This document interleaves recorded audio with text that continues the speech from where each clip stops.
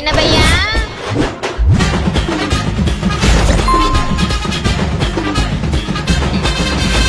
அம்மா பெரிய ஸ்கூலுமா, அவன் அந்த ஸ்கூல்ல சீட்டு கிடைக்காதான்னு ஏங்கி கிடக்குறான். உங்க அப்பா அவன் கையில கால ஊந்து அந்த வாட்ச்மேன் முதற்கொண்டு சரக்கு வாங்கி குத்து அவன் கையை கால அனுப்பி விட்டு அழகா உனக்கு சீட்டு வாங்கிட்டு வந்து இந்தாப்பா ராசான்னு கையில குத்தா அநியாயமா இப்படி ஒரு சீட்டை வேஸ்ட் பண்ணிட்டு வந்துக்குது நாய்.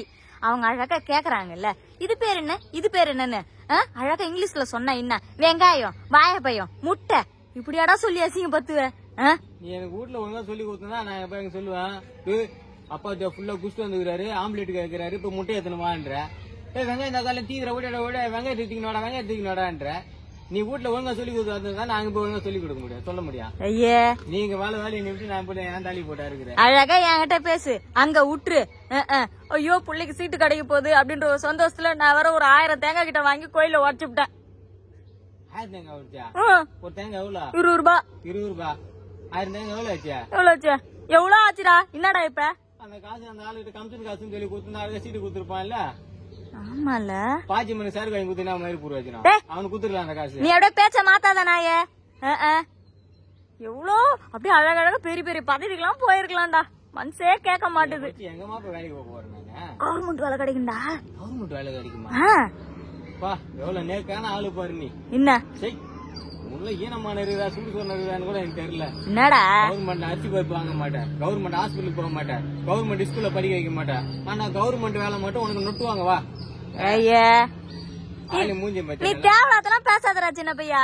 ஒரு டீசெண்டா அங்க போய் இருந்திருக்கணும். டீசெண்டா ஏனத்த கீஞ்சுது நோஞ்சுது நீங்க. உனக்கு படிக்கிறதுக்கு விருப்பம் இல்லன்னு சொல்லிட்டு சொல்லிருந்தா அழகா நான் 4 மாட்டை வாங்கி விட்டுருப்பேன்டா. அவனுக்கு வேற டொனேஷன் காசுன்னு அவசரப்பட்டு 20,000 30,000 வேற நகைலாம் வச்சு எத்துமே குத்துட்டேன். எதுக்கு என்ன எதுக்கு? 500 ரூபாய் தான் கவர்மெண்ட் ஸ்கூல்ல போட்டு அழகா சொல்லி கொடுத்துருப்பாங்க. சொல்லி தராங்க இப்ப எல்லாம். தூக்கி லட்சக்கணக்கா கூட்டிட்டு எங்க தாலியை போட்டு அறுக்கிறீங்க. சொந்தக்கார மதில எல்லாம் ஒரு கெத்து தான். நானும் பிரைவேட் ஸ்கூல்ல படிக்க வைக்கிறோம் வருஷத்துக்கு மாவன் காட்டுறேன் அப்படின்லாம் சொன்ன ஒரு கெத்தா இருக்காது. அப்புறம் எங்க வேலை செய்யறான்? கவர்மெண்ட்ல வேலை செய்யறான். அது மட்டும் உங்களுக்கு இனிக்குதா? வேடா எப்பா நீ உங்க அப்பனுக்கு தெரிஞ்சா என்ன பண்ண போறானே எனக்கே தெரியல. அவன் குடிக்க வச்சிருந்த கோட்டெல்லாம் எது போய் அவனுக்கு நொட்டினான். எனக்கு என்ன சொல்றதுன்னு எனக்கு ஒன்னும் புரியல. இதுல வேற எனக்கு இந்த சட்டை தான் வேணும், எனக்கு இந்த பேக்கு தான் வேணும். இன்னும் ஸ்கூலுக்கே போல அதுக்குள்ள என் பாடா படுத்தி எடுத்தேன். பார்த்தோன்னே காரி குப்பா சிரிக்கிறான். அவன் கூட்டு என்ன கேக்குறான், இது நான் ஸ்கூல் நினைச்சேன் இல்ல விஜய் மாநாடு நினைச்சேன், டிவிக்கு கொடிமே நாட்டே பட்டையா வச்சு வந்துட்டு உள்ள வந்துட்டேன் அப்படின்னு கேக்குறான். என்ன ஐயே ஆள் அனுப்பிக்கிறப்ப நல்லா பெருமாள் கோயில் உள்ள போறதாட்டம் போரா பண்ணாதடா சின்ன பையா. புள்ள பார்த்தோன்னே ஒரு மங்களகரமா இருக்குமே உள்ள அவங்க பார்த்தோன்னே ஓ மூஞ்ச பார்த்தோன்னே ஒரு மங்களகரமா இருக்குதுப்பா ஸ்கூல்ல சேர்த்துக்கலாம். இது ஏதோ ஊர் எட்டிய போல இது சேர்க்கூடாதுன்னு நீனும் என்ன போட்டு தாலியா இருக்கிற நீ. இதுல வேற அம்மா வேற டிகிரி எல்லாம் படிச்சுக்கணும் போய் எல்லாம் வேற சொல்லி வச்சிருந்தேன். வாட் இஸ் யுவர் நேம் தானே கேட்டான். சாப்பிட்டேன்னு சொல்ற அதுல அவன் தெரிஞ்சுக்க மாட்டான். அவன் என்ன பேரை கேட்டா அடுத்து சாப்பிட்டீங்களான்னு தான் கேட்பாங்க. முன்னெச்சரிக்கையா சொல்லிட்டேன். முன்னாடியே சொல்லி விட்டேன். நீ பண்ணதெல்லாம் பண்ணி போடுற அப்ப நம்ம பண்ண மாதிரி இந்த பாரு 3வது கேள்வியாதான் சாப்பிட்டியான்னு கேட்கணும். அவன் 3வது கேள்வி உன் பேரு என்னன்னு கேட்டான். நாங்க பதில் கரெக்டா தான் சொன்னேன், அவன் தான் தப்பா கேட்டான். பியூன் என்ன வார்த்தை கேட்பான ஒரு வார்த்தை மாத்தி கேட்டா நீ அதுக்கு இப்படியா சொல்லி நடப்ப நீ. ஏய் திரும்ப திரும்ப சொல்றேன் என் மேல பழி போடாதரா சின்ன பையா. நீ தான் முட்டை வாய பையன் நீ தான் தப்பா சொன்ன. நல்லா இல்ல ஒண்ணு நல்லா இல்ல எல்லாம் அப்படியே மியூட்ல போட்ட போன் மாதிரி சைலண்டா கிடைக்கிறானுங்க. கராமுரா ஜாலியா கத்தி இருந்தா ஜாலியா இருக்கு. ஸ்கூல்ல டேபிள் கூப்பிட தூக்கி அடிச்சுக்கணும் பாத்தீங்கன்னா அடினீங்க இது உள்ள போனமே ஒரு சவுண்ட் கிடைச்சா கடுப்பா இல்ல நமக்கு. அது வந்து டீசன்சிடா. நல்லா கலகலன்னு பேச விடணும், ஜாலியா விளையாட விடணும். அப்பதான் படிப்பு ஒரு இன்ட்ரெஸ்ட் வரும். போன உடனே ஜெயில தூக்கி உக்கார மாதிரி இப்படி உட்காந்துக்குதுங்க. இப்படி திரும்ப மாட்டேங்குதுங்க எல்லாம். ஸ்கூல்ல பெரிய பெரிய டிவி எல்லாம் வச்சுக்கிறாங்களாண்டா. அழகா உனக்கு ரைம்ஸ் எல்லாம் போட்டு விடுவாங்க தெரியுமா? என்ன ரைம்ஸ் போட்டு விடுவாங்க, மெட்டி வலி போட்டு விடுவாங்க, நாடகம் போட்டு விடுவாங்க. நீங்க புத்தி எங்க ஒண்ணு விட்டு போகுது. வாயில சொல்லி கொடுக்குறது எப்படி டிவில போட்டு காட்டுறது எப்படிக்குது? ஐயே வாயில சொல்லி கொடுக்குறது சில பசங்களுக்கு புரியாதாண்டா. டிவி மூலியமா சொல்லி கொடுத்தா நல்லா புரியும் பாரு. அதுக்குதான் எழுதி கொடுப்பாங்க. இங்கிலீஷ்ல படிச்சு எல்லாம் பண்ண என்ன பண்ணுவா? என்ன பண்ணா டியூஷனுக்கு யார் தலையா போட்டு அறுப்பு இல்ல? ஆமாண்டா சின்ன பையா. நம்ம 4 தெருவு தள்ளிய ஒரு பொண்ணு 4 டிகிரி படிச்சுக்குதாண்டா. அந்த பொண்ணுகிட்ட சொல்லிக்கிறேன் அழகா போனா உண்மையாத்தாண்டா. அதுக்கு வேற மாசம் 1000 ரூபாய்டா சின்ன பையா டியூஷன் பீஸ். படிப்பு செலவே கவர்மெண்ட் ஸ்கூல்ல போட்டா 500 400 தான் ஆக போகுது. ஏமா அப்படி பண்ற நீ? எனக்கு ஒண்ணுமே புரியல எனக்கு நீ பண்றது. டேய் நாங்க தான் அந்த மாதிரி படிக்கல, ஒரு ரீசன்ட்டான ஒரு ஸ்கூலுக்கு போல. அதுக்கு இருக்கிற போட்டு தாலியா இருப்பேன் நீ? நீ படிக்கல அதுக்கு நான் என்ன பண்றது? அதுக்கு எனக்கு பதில் நீ படியும்.